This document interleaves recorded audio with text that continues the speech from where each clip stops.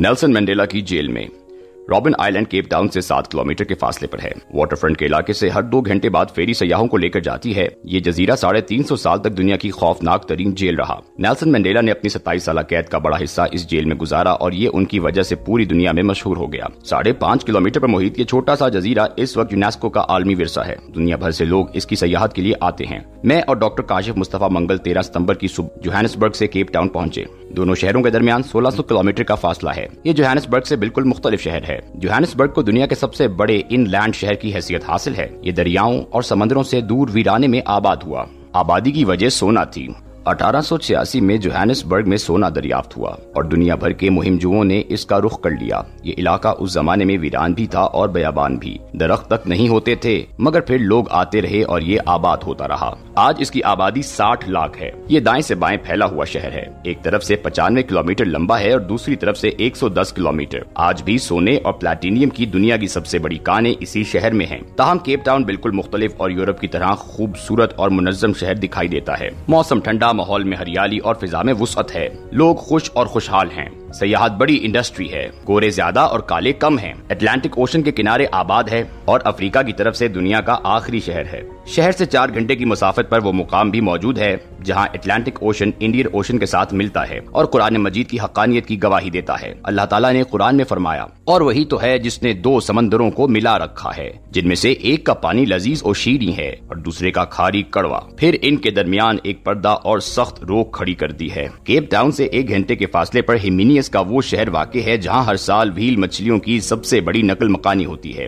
दुनिया में जानवरों और परिंदों की 4 बड़ी हिजरतें होती हैं। पहली हिजरत साइबेरिया के परिंदे हैं। ये सर्दियों में रूस के ठंडे इलाकों से पाकिस्तान की तरफ हिजरत करते हैं। दूसरी हिजरत जंगली जानवरों की साउथ अफ्रीका से सेंट्रल अफ्रीका की तरफ है। इसमें 30-40 लाख जानवर गोल दर गोल जनूब से शुमाल की तरफ दौड़ते हैं और धरती को हिलाते हुए कीनिया पहुंचते हैं। तीसरी हिजरत सार्डियन मछलियों की होती है। हर साल करोड़ों मछलियां अमेरिकी साहिलों से हिजरत करके साउथ अफ्रीका के शहर डरबन के साहिल पर आती हैं, अंडे देती हैं और वापस लौट जाती हैं। और चौथी हिजरत वेल मछलियों की होती है। हर साल सितंबर और अक्टूबर में लाखों की तादाद में ड्यूहैकल मछलियां रूस से हर्मिनियस आती हैं और चंद माह यहाँ गुजार कर वापस चली जाती हैं। हर्मिनियस में सैकड़ों साल से ये रिवायत चली आ रही है। एक खास खानदान के लोग सितंबर के आखिर में चट्टानों पर खड़े होकर वेल मछलियों का इंतजार करते हैं और इन्हें जो ही पहली वेल नजर आती है ये बगल बजाकर पूरे शहर को मुतला कर देते हैं। लोग घरों से निकलते हैं, साहिल के किनारे एक दूसरे का हाथ पकड़कर खड़े होते हैं और झुककर मछलियों का इस्तकबाल करते हैं। हम हिरमिनियस भी गए और 4 घंटे ड्राइव करके 2 समंदरों के मिलाप का नजारा भी किया। लेकिन सबसे पहले रॉबिन आइलैंड। केप टाउन के इलाके वाटर फ्रंट से रॉबिन आइलैंड के लिए फेरीज चलती हैं। हमने फेरी ली और आध घंटे में दुनिया की मुश्किल तरीन जेल पहुंच गए।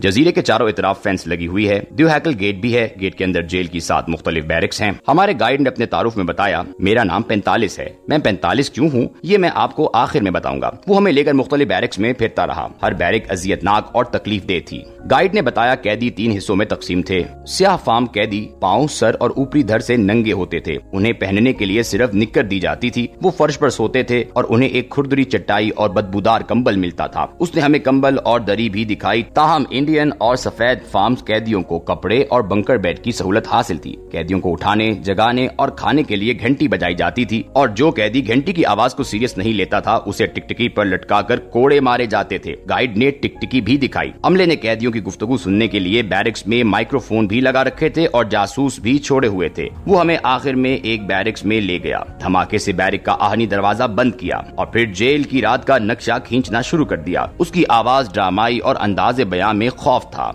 पूरा ग्रुप खौफजदा होकर उसकी गुफ्तगू सुन रहा था। उसने वार्डन्स के मजालिम और कैदियों के दुख का नक्शा खींचा और जब हम पूरी तरह उसके शहर की गिरफ्त में आ गए तो फिर उसने इंकशाफ किया, मैं भी इस जेल का कैदी था और मेरा नंबर 45 था। मैं 16 साल की उम्र में जेल आया और 6 साल बाद यहाँ से रिहा हुआ। उसने वो जगह भी दिखाई जहाँ वो रोजाना रात के वक्त सोता था और हम सब वहशत से उसकी तरफ देखने लगे। नेल्सन मंडेला और उनके सियासी साथी बैरक बी में बंद थे। ये 6 बाई 8 फुट के छोटे छोटे सेल थे। सलाखों के दरवाजे के बाद लकड़ी का दरवाजा था। उसकी बंदिश के बाद सेल मुकम्मल तौर पर बंद हो जाता था। कैदी फर्श पर सोते थे और उन्हें खाने के लिए धात की एक प्लेट और एक जुस्ती मग दिया जाता था। सियासी कैदियों को अहाते से बाहर नहीं निकाला जाता था, ताहम उन्हें रोजाना सहन में बिठाकर पत्थर तुड़वाए जाते थे और ये बादजां जेल की दीवारों और फर्श में लगाए जाते थे। नेल्सन मंडेला भी जेल के अयाम में मुसलसल पत्थर तोड़ते रहे। अहाते में अंगूर की वो बेल और वो दरख्त आज भी मौजूद है जिसके नीचे नेल्सन मंडेला ने अपनी بایوگرافی کے صفحات چھپا دیے تھے اور انقلاب کے بعد وہاں سے یہ اوراق نکالے تھے۔ آپ ان لوگوں کا کمال دیکھیے، انہوں نے اس سختی کے باوجود قیدیوں کے لیے ایک نئی اور خفیہ زبان بھی ایجاد کر لی تھی اور یہ ایک دوسرے سے اس زبان میں پیغام رسانی بھی کرتے تھے۔ مجھے جوہانسبرگ میں نیلسن منڈیلا کے داماد پرنس موزی سے ملاقات کا موقع بھی ملا۔ یہ سوازی لینڈ کے شاہی خاندان سے تعلق رکھتے ہیں۔ پرنس نے بتایا،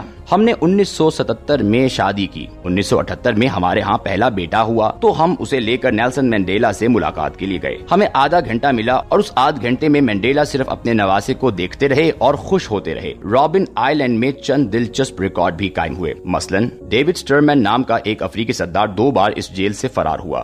یہ پہلی مرتبہ نہ صرف تیر کر جیل سے فرار ہو گیا بلکہ 10 سال جنگلوں میں چھپا بھی رہا۔ یہ دوسری بار گرفتار ہوا اور دوسری بار بھی فرار ہو گیا، لیکن کیپ ٹاؤن کے ساحل سے پکڑا گیا اور اسے واپس لا کر زنجیر سے باندھ دیا گیا۔ یہ تیسری بار بھی فرار ہو رہا تھا، لیکن اسے رابن آئلینڈ سے آسٹریلیا شفٹ کر دیا گیا اور وہ وہاں جیل میں انتقال کر گیا۔ دوسرا ریکارڈ مسلمان قیدی تھے۔ جیل میں ملیشیا کے چند عالم دین بھی مبعوث تھے۔ ان میں سے ایک شیخ کہلاتے تھے۔ وہ انتہائی پرہیزگار تھے۔ وہ رابن آئلینڈ میں انتقال فرما گئے اور انہیں اسلامی طریقے سے دفن کر دیا گیا۔ تھوڑے عرصے بعد ان کی قبر سے خوشبو آنے لگی۔ مسلمان قیدیوں نے جیل کے عملے کو مطلع کیا۔ عملے نے جگہ کا معائنہ کیا اور وہ بھی شیخ کی کرامت سے متاثر ہو گئے۔ مسلمانوں نے بعد ازاں قبر پر مقبرہ تعمیر کر دیا۔ انقلاب کے بعد مقبرے کے گنبد کو سبز رنگ کر دیا گیا۔ یہ اب رابن آئلینڈ کی منفرد ترین جگہ ہے۔